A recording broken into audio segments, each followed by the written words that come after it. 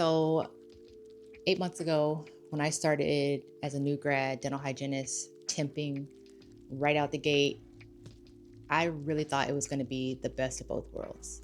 I thought it was going to let me see so many different offices, so many different software systems, so many ways of doing things. And I thought overall, it's just going to make me a well rounded clinician. And of course, the flexibility to work when I wanted was a huge draw.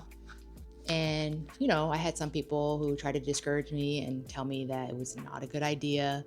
But if I had to do it all over again as a new grad, I would do the same thing. I really would, which is why it might come as a shock, came as a shock to me that, yeah, I quit. I know that to a lot of people, quitting a job that pays 72, 74, 76, $82 an hour sounds insane, but it's getting paid $82 an hour worth it when the trade-off is an unsustainable career? Is it really $82 an hour if on Friday you're already dreading Monday because you know that Monday is going to be another case of same shit, different day? I don't know. Everything was pretty good until 2026. That's when everything changed. Or maybe things didn't change. Maybe that's just when it became clear to me that there was a gap between expectation and reality. And maybe up until then, I had just chosen not to see it. But in 2026, it became impossible to ignore it anymore. I should say that as I've grown and matured as a woman, I have made a conscious decision to free my life of chaos and toxicity. I don't have toxic friendships, relationships, romantic, family relationships. I just refuse to have that in my life. And because of those choices and my refusal to have that in my life is really peaceful. So it was like, why was I letting a temp app be like a toxic ex? Not even a toxic ex, like an active toxic relationship that I stayed in because of the pay or the flexibility. There was like this cognitive dissonance of, I have these high standards in my personal life, but when it comes to my professional life, do I even have any standards? If they are, they're extremely low. But it was beginning to look like I had literally no standards in my professional life. And it's just so different than how I live my life in every other aspect. And when I say the word toxic, I don't mean like it was overly or overtly like bad. I just mean that it was day-to-day stress that kept accumulating because there was a mismatch between words and actions. It's pulling into an office and I have a pit in my stomach sitting in the parking lot. It's having to like psych myself up to ask for a break. It's the feeling that I'm just a body in this office that is a means to the office being able to make a couple $1,000s in production, and I'm not even seen as like a clinician. And above all that, in the dental world, it's like normalized. It's, well, that's just kind of hygiene, or that's what it's like being a temp. I'm here to say, no, it's actually toxic. To work in an environment where basic labor laws or clinical standards are treated as annoying requests, that's toxicity. It's toxic. So last month, the night before I was gonna go to work for the third and final day of the week, I was talking to a friend. We were texting and I was like, it's $75 an hour, I can do anything for one day, maybe it'll be different. And yes, Monday was horrible and Tuesday was worse, but there's a different office and maybe the app will provide the support they've been saying they would. I was doing what we all try to do to justify it, And I showed her, our communications and how we have been talking for months at this point. And she said, okay, you guys clearly hate each other and this is a toxic relationship. And it hit me like a ton of bricks that she was right. And I realized that I wasn't just toughing it out. It wasn't just about one more day, I can do anything for a day. I was settling.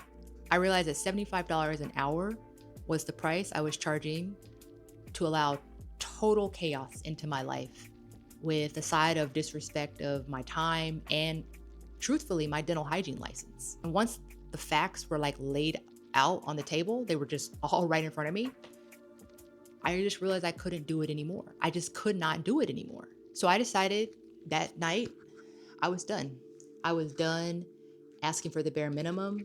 I was done asking for a lunch that not only am I legally owed, but you posted the shift saying it included a lunch. And when I got there, there is no lunch on the schedule. I'm done hoping that the profile that the dental office set up on the app matches reality and that the appointment times line up and the duties line up. I am a highly skilled and licensed medical professional, and there is a shortage of dental hygienists. I don't need permission to be treated with respect. And the more I kind of thought about it and analyzed how things have been going, I realized it wasn't just like, it wasn't a bad day. It wasn't that Monday was a bad day, Tuesday was worse, and who knows how this day was gonna go. It was something different. It was systemic. As of January 1st, 2026 in Minnesota, the law is pretty clear. The law allows for a 15-minute paid break every 4 hours of work you have. It's not our hygienists find time in between patients. It's not if the patient doesn't show. It's something that we are allowed by law. And it's not a matter of me being lazy. I know I talked about this in one of my first videos. I'm 37 years old. I'm in my late 30s. I know that if I want this career to be a 20-year career, should I choose, then I need to take breaks. I need to not get a repetitive strain injury. Because if I don't take note of my ergonomics, this will be a 5-year career. I just won't be able to do the job. And instead of making sure that I'm going into shifts with the breaks that I'm allowed, I'm being told, ask the office manager when you get there and see what the plan is. But when I get there, I'm getting ready for work.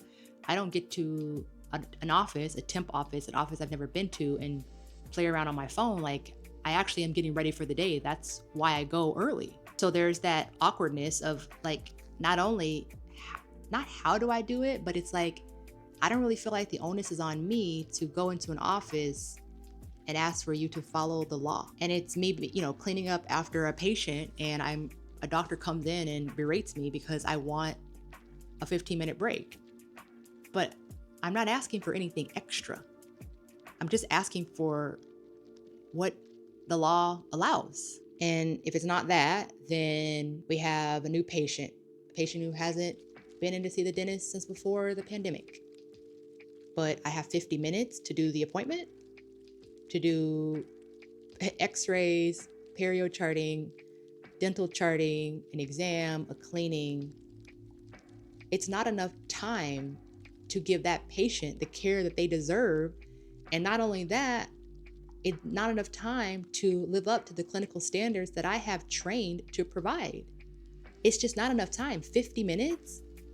And on the app, you guys say that there's 60-minute adult appointments. So how do we get from 60 minutes to a 50-minute new patient appointment? I don't understand. It's just, and again, this isn't just like something that happened once or twice. This is consistent. This is the way it is at most places. Things are not adding up. There is a mismatch, and it boils down to an ethical conflict. I ethically cannot provide the care that I need to in the time that I've been given, which is why when I'm looking for shifts, I search and I see what you're telling me as the office I'm going to get. How long am I going to get to provide this care? If I don't think that I can do it, I don't pick up the shift. I don't pick up shifts that say 50-minute adult prophies. I don't do that because I know that ethically I cannot provide the care I was trained to give. I can't. Maybe some people can, but for me, I can't. And then we get to the real rub of it all, where if you go in as a professional, you've done your due diligence, you've looked for shifts that match what you think you can accomplish. You have communicated with the app and they've agreed, yes, real life should match the app because we want professionals who feel comfortable with picking up shifts under those conditions. We want those people working. But when you go to the office and it doesn't match and there's no support from the app anymore, all of a sudden it's, well, you should be more flexible. You should be adaptable. And then the office can rate you. And if you get too many bad ratings, you're no longer able to pick up shifts. So it becomes a matter of, okay, what do I do? Like, I can't even ask for a break, because if I ask for a break, then I'm not being flexible. Then I'm not being adapting. If I ask, hey, you said that you give 60 minutes, but I see a 50-minute appointment, I'm not adaptable. If I ask at the beginning of the day, how long are we going to allow late patients to be, before we're expected to reschedule, because, I thought this was a 60-minute appointment. We are now down to 50 just because you misrepresented the ad. And the office tells me, you choose. So I say 5 minutes, because really that's 15 minutes down from what I thought I was going to have. And when we get to a point where the patient is over 5 minutes late, and I say, okay, well, what should we do, doc? Did you want to just do the exam? Just the exam? Is that what you like to do, or just reschedule? But they want me to do the cleaning. And it's like, I'm so confused. And then they're going to rate me low because I'm not adaptable and I'm not flexible. But it's like, I'm failing to understand. It's just, like I said, it's just systemic, I think the reason that I'm having trouble and I'm not able to understand what I could do differently is because there's nothing I can do differently. If I'm looking at the shifts ahead of time, I'm selecting shifts based on the times and the duties that I'm comfortable with. I'm communicating in person about what is the plan, but it's like as if we didn't even have the conversation. It's as if the office has a profile that they had no hand in posting. There's nothing I can do. I'm never going to win. That's what I mean by it's toxic. It's toxic. If you can't communicate, and it's toxic. It's toxic. That's pretty much it. It's just toxic. But the thing is, since the pandemic, we're at a place in the dental hygiene career where there's more chairs, there's more patients who need to be seen than there are dental hygienists. We have offices that are booked out 3 months, 6 months, even longer. I seem to remember I worked at an office in December and I heard somebody checking out and they were like, okay, we can schedule you for your recall in September. So we're at a point where as hygienists, we have a little bit more leverage than maybe we've had before. In other words, the power dynamic has shifted, and some of us, including myself, are acting like we're lucky to have a job. So after realizing, after it was spelled out that I was basically in a toxic relationship, I knew what I had to do. I'm nothing if I'm not a resilient bitch. So what I did was I started interviewing. I quit my job on Wednesday, and by Friday of the next week, I had gone on 11 interviews for a permanent position. I hit the ground running. And the difference in those interviews is that I wasn't being the one interrogated. I was using that as an opportunity to interview the office as well, which is good practice. No matter what your job is, you should be interviewing the people who are interviewing you. But I really was. I was asking, how long do you allow for new patients? How long do you allow for recalls? What equipment do you have that are going to make it easier for me to do my job? Cordless polishers, relief. What is your policy on late patients? How do you handle the 15-minute break? And for the offices that didn't align with what I know that I not only deserve, but need, those were offices that I just said, hey, this isn't the office for me. And I'll tell you right now, out of the 11, well, closer to 15 now because I've continued to interview, but out of the 15 offices that I've interviewed at, about 15, there have been 2 offices that have acknowledged the 15-minute paid break. One office said, yeah, we don't do that. Okay. The other office said in their ad, we will give you a 15-minute paid break after 4 hours of work, which was shocking to see. It was amazing. And then there was another office where I told them, I'm going to go with another opportunity. They asked me why. So I told them, I don't think, the breaks are going to work. And then this is an office where they have multiple offices. They've owned them for almost 20 years. And the response I got was a break in addition to lunch. It's just like a very clueless response. And me as a new grad dental hygienist, I don't have like any inside scoop. I don't have any special inside knowledge. I have the same internet that business owners do.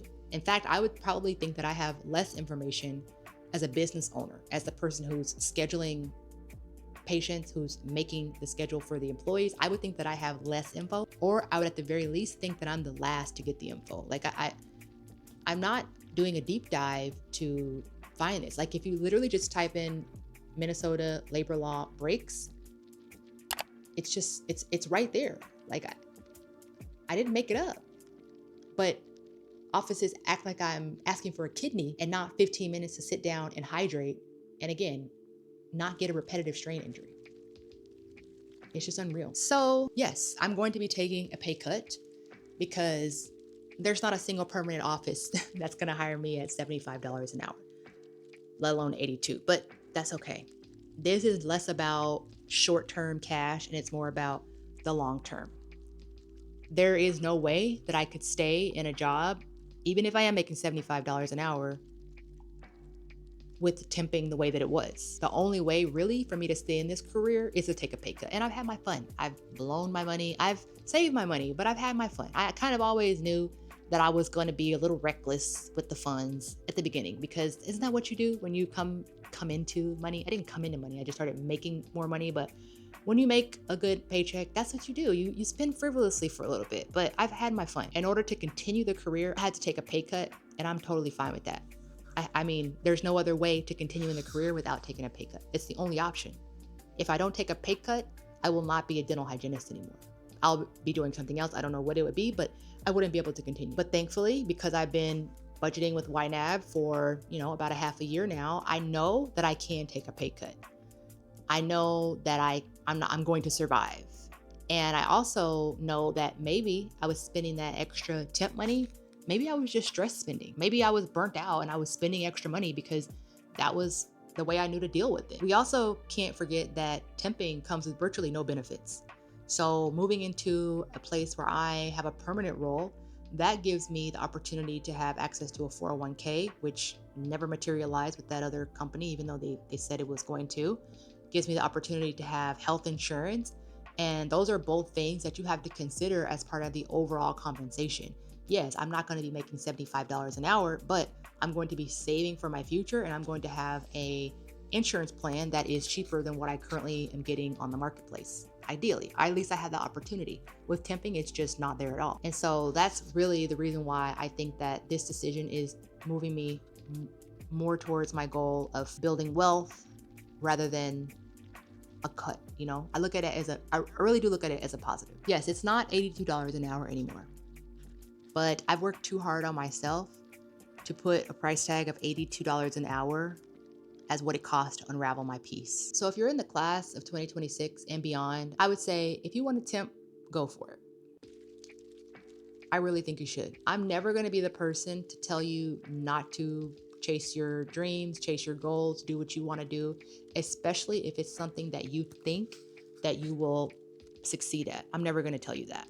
But what I will say is temping is a great way to see 20 offices in 20 days and to know what you don't want. I think where I messed up was I thought temping was the end goal, where I should have really been looking at it as a reconnaissance mission. I should have been looking at temping as a means to an end and not the end. So if you are a student, if you are a temp, you're burnt out, you're a permanent hygienist, and you're feeling underpaid or undervalued, this is your sign that you have the leverage to walk away.